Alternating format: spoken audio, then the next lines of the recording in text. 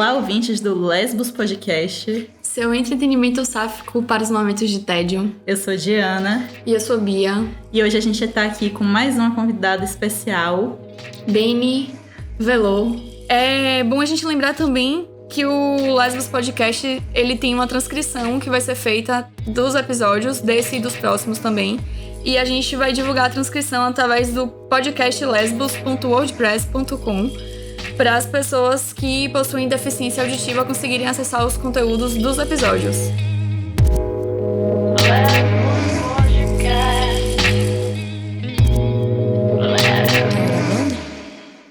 Oi, eu me chamo Beni, eu tenho 24 anos, eu sou uma sapatão não binária e gorda. Eu tô vestindo uma calça preta que eu comprei num brechó, uma blusinha, acho que estampada, mas não sei dizer estampa, mas toda no preto, um binder. Eu tenho um cabelo pintado de vermelho, cacheado e em crescimento. Vamos dizer que ele tá quase médio, mais ou menos. Eu uso anéis no dedo e uso um relógio que não é meu. Maravilhosa. Seja bem-vinda, seja bem-vinde. A gente vai continuar nosso papo sobre o primeiro beijo sáfico e a gente quer saber sua história. Conta um pouquinho pra gente aí essa fofoca. Gente, meu primeiro beijo, ele foi com 7 anos. Chocada. Na minha prima, embaixo da cama da minha avó. Gente! Meu Deus! Gente, só faltou ter uma imagem de santo em cima da cama. Eu não lembro se tinha. Mas assim, na minha vivência eu nunca vi muita diferença, assim, sabe? Tipo, não, era uma mulher, era um homem, assim. Óbvio que quando eu fui crescendo, tipo, na minha família, isso foi se intensificando, né? Porque, infelizmente, eu tenho um pai bolsominion. Então, eu cresci bem no modelo heteronormativo. Eu falei, não, foi só um beijo de criança. Tanto é que chegou uma época que eu apaguei isso da memória. E só com terapia que eu vi lembrar, não, seu primeiro beijo foi só com 7 anos. Nossa, um adendo, assim, porque eu conheço muitas amigas que têm uma experiência parecida, assim, de ter tido uma experiência anterior e aquilo ter sido tão reprimido ou ter sido tão, sei lá, de certa forma traumático que a memória apaga e só depois, né, de anos, você revivendo uma experiência lésbica que você relembra essa história.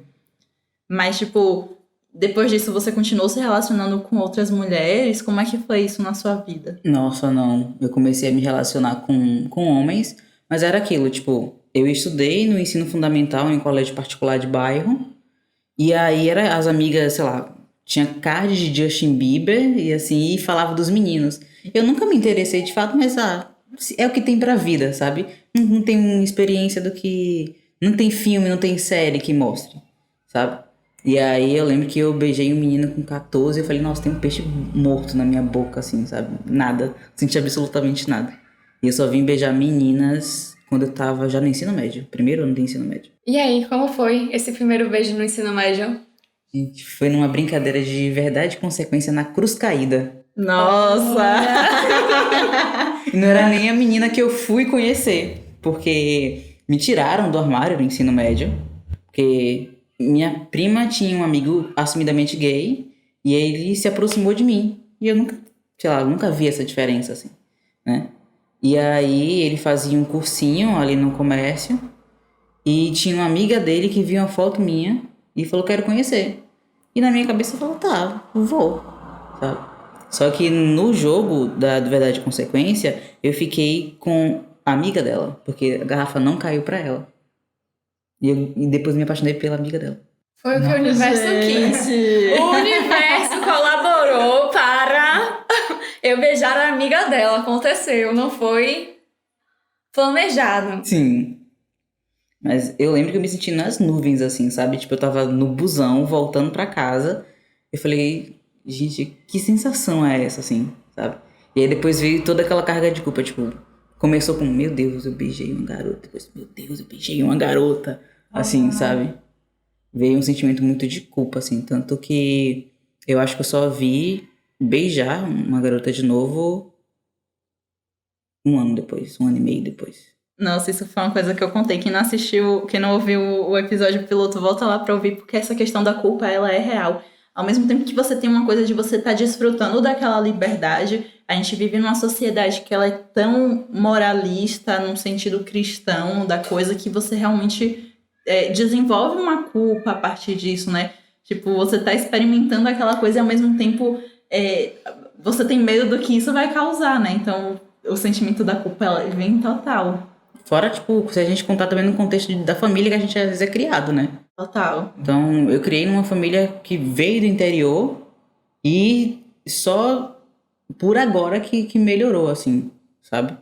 Então, tanto é que eu só vi contar pro meu pai da minha sexualidade no ano passado. Assim, que depois que eu vi que ele se arrependeu de voltar em 17, eu falei, então, pai, vamos conversar? Sabe? Mas sempre foi uma família muito mais complicada pra mim. Essas relações familiares são bem complicadas, né? De modo geral, assim, acho que passa por todo mundo que se entende enquanto... Não digo nem só enquanto mulher lésbica, mas enquanto pessoa que existe dentro da sigla, né? LGBTQ. Sim, E fora sim. da sigla também. Sim, Tirando desse rolê. Mas todo mundo que tem uma certa dissidência, seja de gênero ou seja sexual, se em algum momento se debruça sobre essa questão com a família, né? Sim. Nesse rolê, tipo, o que a família vai pensar sobre e o quanto que isso vai impactar no meu convívio com a minha família. Sim. Eles saberem quem eu sou, né? Total. Que de fato eu sou. Mas eu acho assim que aí eu vou me identificar com o Benny nesse aspecto, que quando a gente é do interior, tem uma carga também que é mais do que o núcleo da família, mas que a repercussão também isso na sociedade em que eles estão inscritos, né? Então, tipo assim, dentro da comunidade ali da cidade, como é que isso vai refletir? Porque a fofoca tá lá, né? As pessoas vão comentar, interior todo mundo se conhece, então tem muito isso do burburinho. E assim, né? Ser LGBT no interior é uma experiência, né? Sim, sim. Mas bem é daqui de Salvador, né? Eu sou daqui, minha família que é toda. do interior. Então, de uma forma, todo o costume vem pra cá. Uhum. Traz junto. Só que aí você não tinha essa preocupação direta, né? De tipo, o que as pessoas do interior vão falar sobre mim. Você tinha essa Não. preocupação direta, não, né? Era mais porque aquilo, né? Tipo, no interior a fofoca ela rola solta, mas dentro da família também. Que, tipo, você conta com pra certeza, todo mundo sabe. E aí, de repente, num rolê que você nem tá participando, alguém lhe cita, não, porque não sei quemzinha, a sapatona da família. Sim. Você nem vê mais as pessoas, mas você é não sei quemzinha, a sapatona da família. Mas Sim. né? É aquela história. Se você não tem uma tia, uma prima sapatão, é porque você é a Exato. sapatão. A gente sempre vai ter referência. Isso é engraçado porque, tipo assim, de uma forma marca que existe essa presença, mas que ela é tão invisibilizada, né? Que a gente não consegue lidar com isso e é sempre muito nesse lugar de o outro apontar o dedo. E é muito, muito complicado, né? Porque ao mesmo tempo que você contou, né? Enfim, tem esse processo da liberdade, de você se sentir confortável com finalmente se encontrar nesse lugar. Tem também esse outro lugar de você estar sendo apontado, né?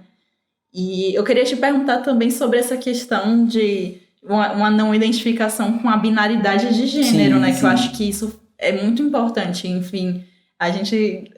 Estamos superando um pouco essa questão dentro das nossas discussões de quem é o homem, quem é a mulher, dentro da relação. Porque, Sim. enfim, né, porque a gente é sapatão, que a gente não reproduz binaridades, né? E, inclusive, a gente sabe que tem muita sapatão que performa a feminilidade ainda como uma forma de se esquivar de estereótipos. E eu queria que você falasse um pouco sobre essa sua experiência.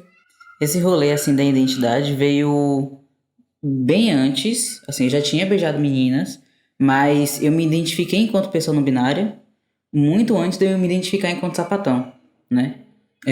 Porque desde pequena, assim, eu nunca vi muita diferença, sabe?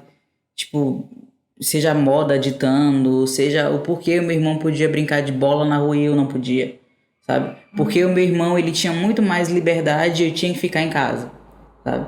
Porque eu tinha que lavar, tipo, sei lá, roupa desde cedo, mas meu irmão tava jogando bola na rua, sabe?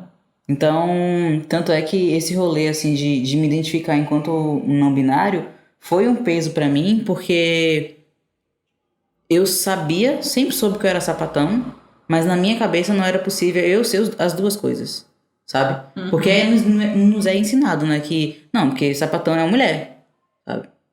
Então, eu acho que na pandemia mesmo, que eu vim me identificar e e pesar assim, não, eu sou sapatão, eu sou a pessoa não binária. E eu acho que, em certo ponto assim, o ser sapatão já é questionar uma binaridade. Sim. E pra mim é até contraditório, assim, obviamente não querendo desvalidar, até porque uma não binariedade não quer dizer que você não vai usar roupas consideradas de mulher ou roupas consideradas de homem, mas eu acho que já é um tensionamento da binaridade quando você se assume sapatão.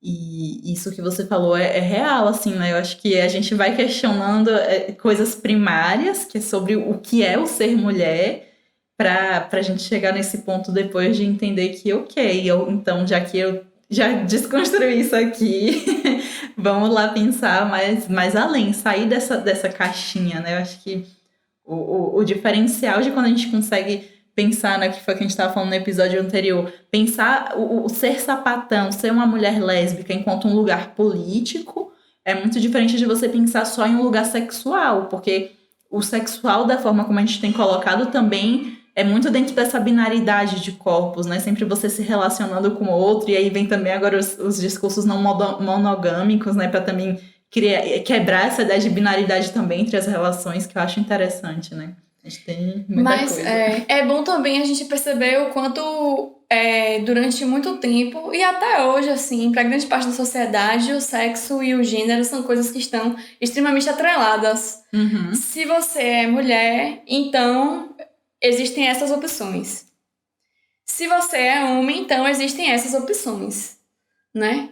E aí a gente não consegue conceber algumas outras identidades que estão em outros lugares, de não ser mulher e nem ser homem, ou de repente se colocar num rolê diferente em relação ao gênero, que não necessariamente está atrelado às condições que são impostas para a sexualidade do gênero assumido, né? E aí a gente entra em todas essas problemáticas e essas questões que a gente está aqui agora conversando. Até porque, enfim, né, essas construções de gênero e sexualidade são muito modernas, né? Então, é muito da construção social, né? Se a gente voltasse aí no tempo e saísse dessa noção ocidental também, né? Porque, enfim, tem a Geni Papos, né? Quem não conhece, vai lá no Instagram dela conhecer. Ela super questiona essa questão de como que essa binaridade das relações e dos corpos está atrelada com um processo de realmente colonização dos corpos, né? Quando você define algo, né? Ou é isto, ou é aquilo, é muito mais fácil de você controlar quem faz o que dentro da sociedade, né? Essa questão do papel de gênero vem muito desse lugar da colonialidade. E também queria abrir um parênteses aqui, que eu acho que nem todo sapatão questiona a binaridade para entrar no rolê sapatão. Não mesmo. Porque existem, por exemplo, eu não sei se eu devo falar isso, as hippie farm, as sapatão heterotop, ou não é heterotop, né, porque não tem como ser hétero, mas as sapatão top que segue o padrão heterotop. O padrão eu acho que o padrão chama de sapadrão, né? Sapadrão. Ou sapadrão ou sapatilha. Tem uma galera que chama de sapatilha também, né? Sim. E aí é meio que isso. Nossa, muito. E até mesmo também uma cobrança de não performar uma feminilidade também, de você performar algo que é tido como masculino, né? Então, acho que essa coisa da gente tensionar essa binaridade é muito importante pra gente sair desses extremos e a gente entender que existe uma fluidez de como a gente se coloca socialmente, culturalmente, né? Acho que tem muito a ver com cultura também, da gente entender o que é da nossa natureza e o que é o construído socialmente, né? Até porque é o que você falou, o papel de gênero, assim, que nos é colocado, ele é a partir de uma visão hétero, sabe? De como é que uma mulher deve se portar, de como é que um homem deve se portar. Então, quando a gente começa a questionar isso, acho que não falo nem só no se questionar e se entender enquanto não binário, mas se questionar enquanto mulher mesmo, sabe? Porque eu tenho no meu entendimento que eu me identifico enquanto pessoa não binária, mas eu sei que me veem enquanto uma mulher no meio da rua, sabe? Só que aí eu não vou comprar briga no meio da rua, nem vou questionar demais, sabe? Porque eu acho que é um espaço que ele precisa ser aberto.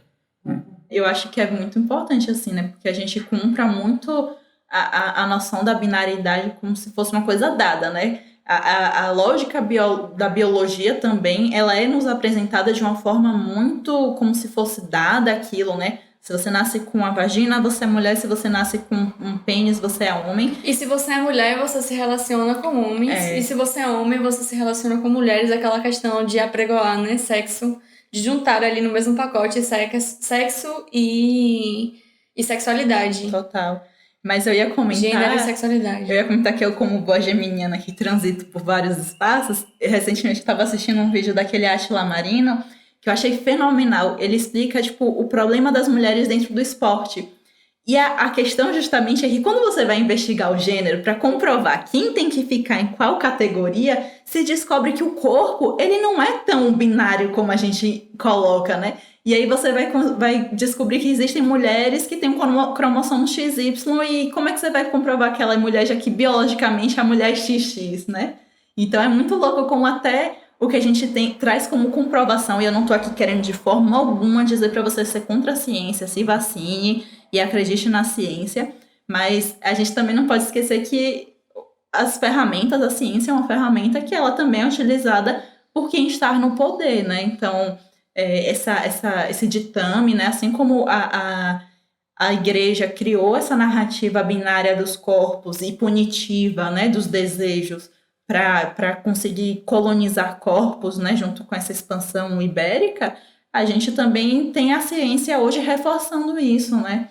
E até mesmo uma tentativa, e eu não vou aqui fazer nenhuma crítica a quem faz uso de hormônio, mas eu acho que o Paul Preciado mesmo, ele faz uma crítica a essa lógica da indústria farmacêutica e dessa normalização dos corpos, né? Como se você precisa de uma cirurgia de redesignação de gênero. Por que eu não posso ser uma mulher com pênis, né? São vários lugares... Ou vice-versa, né? Ou vice-versa, Ou né? um homem com vagina.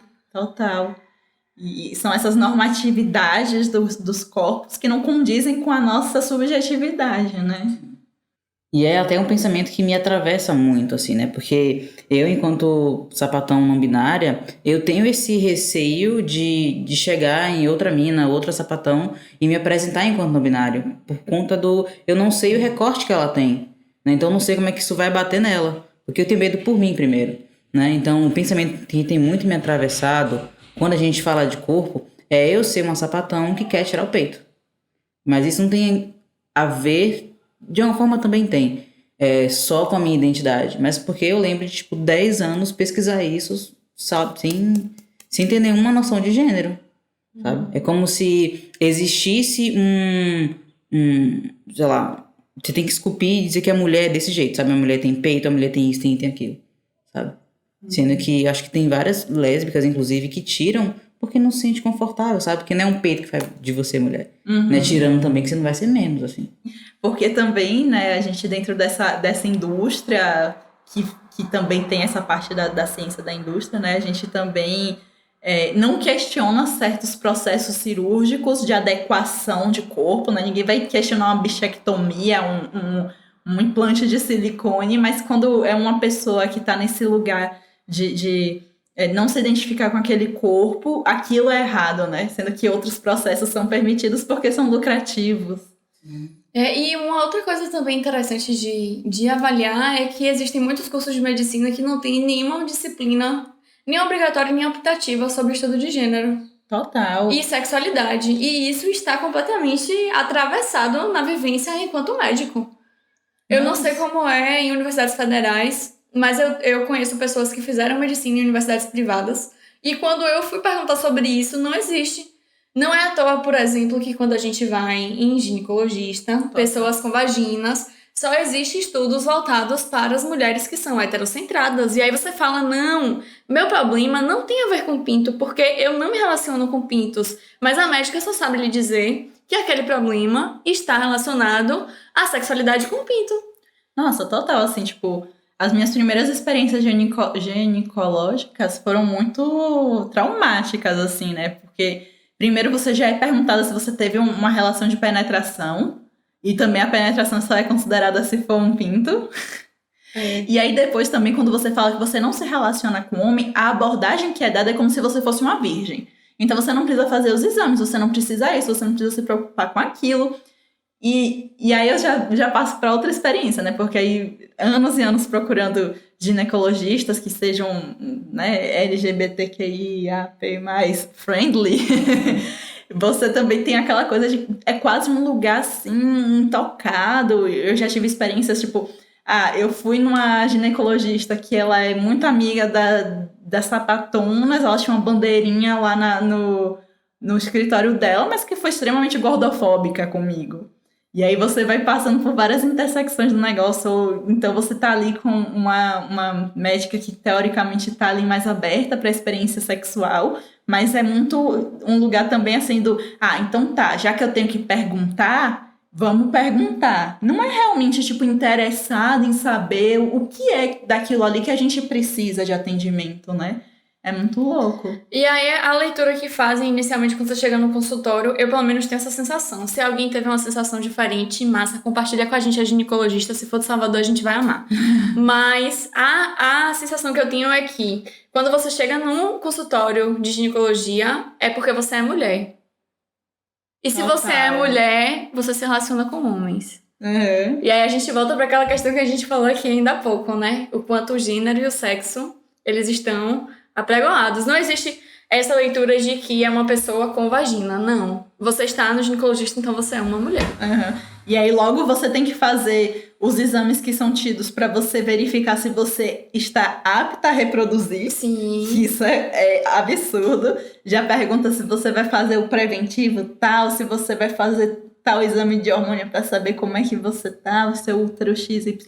Não que não seja importante fazer esses exames, porque são importantes. A questão é como eles colocam esses exames dentro da questão do gênero. Uhum. Porque como você é uma mulher, porque você foi no ginecologista, então você tem que reproduzir. Então a leitura é toda feita em questão da reprodução, e não necessariamente se você está saudável ou não, né? Uhum. Ainda tem essa questão de, tipo, é lésbica, você não vai se reproduzir, então eu vou só tentar outra coisa, porque lésbica não reproduz, sabe?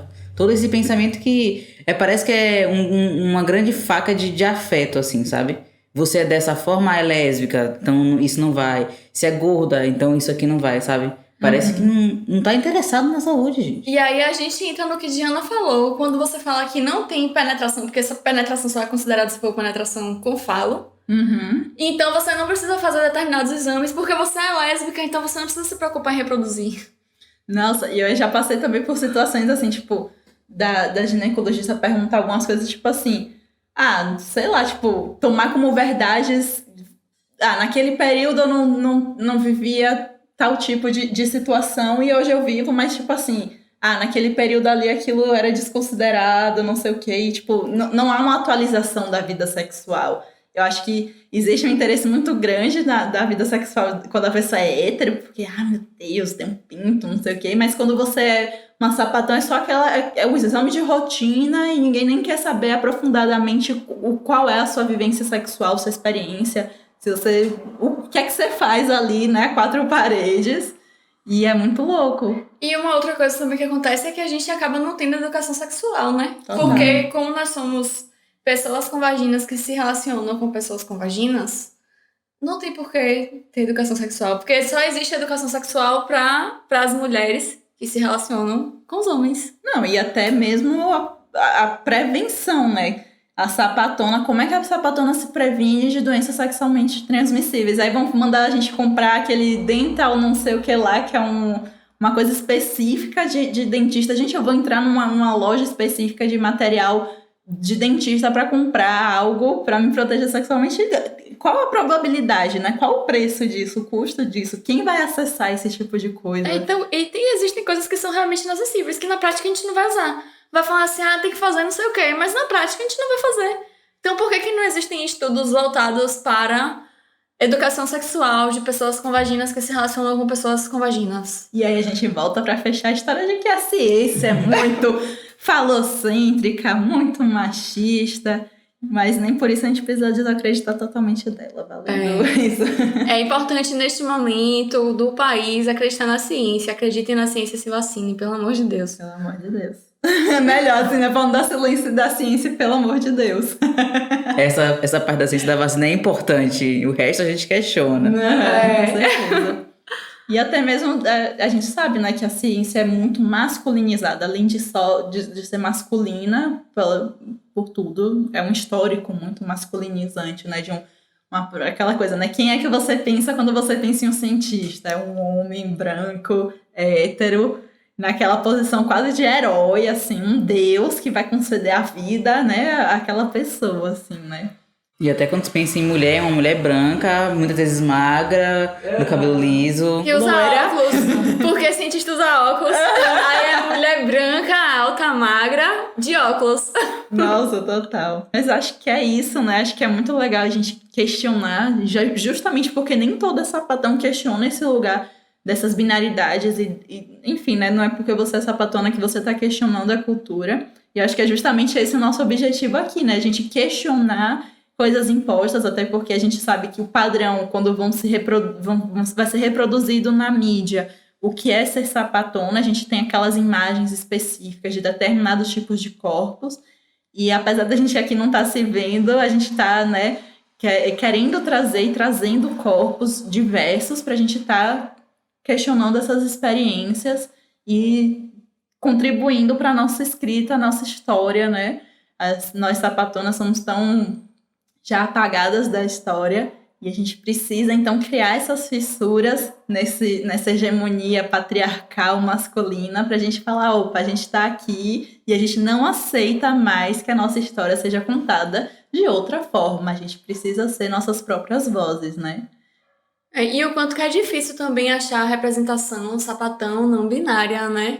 Pouquíssimo se fala sobre isso. Se já fala um pouco sobre sapatão não binário, então se fala muito menos, né? Uhum. E aí eu acho massa, assim, que Bini tenha vindo participar, porque ela é uma pessoa massa e tá aqui super colaborando. Sim, eu acho muito importante também vocês darem o espaço pra eu falar, sabe? Porque é muito pouco essa discussão, nem falo discussão, mas eu falo do diálogo, assim, né? Porque sapatão também eu também encaro enquanto identidade, né? Porque também tem a questão do recorte do ser sapatão estar atrelado também à questão de classe, né? Então a lésbica é a sapatilha, sabe? E a sapatão é a desfém, é a moleque macho. Total. Sabe? A gente estava até falando aqui mais cedo que a gente estava falando das referências que a gente teve na nossa fase adolescente, jovens, de sapatonas na TV que foram muito difíceis, né? Uma ou outra ali na novela, Mulheres Apaixonadas. Mas a gente lembrou da Martinalha em Pé na Cova. Mas que ela só era aquela sapatona naquele lugar porque ela é uma mulher negra.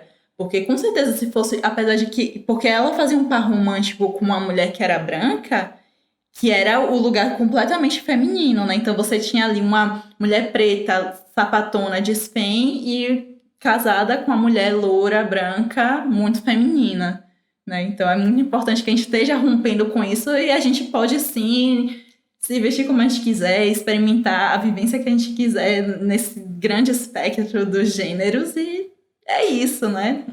E tá ok, tá massa. Cada um é um, cada vivência é uma. Com certeza. E enquanto todos não forem livres, eu também não serei, então... Absolutamente. Então, muito obrigada, Vini, por compartilhar sua história com a gente. Eu que agradeço. Então é isso, gente. Fiquem ligados no próximo episódio. Ainda tem muita convidada legal para vocês conhecerem. E é isso. Beijo grande, até a próxima. Tchau, tchau. Tchau, tchau. Lembrando que o Lesbos Podcast tem apoio financeiro do Prêmio Cultura Palma da Mão, Programa Aldir Blanc Bahia, Secretaria de Cultura, Governo do Estado da Bahia, Secretaria Especial da Cultura, Ministério do Turismo e Governo Federal. Nos vemos no próximo episódio. Tchau! Lesbos Podcast.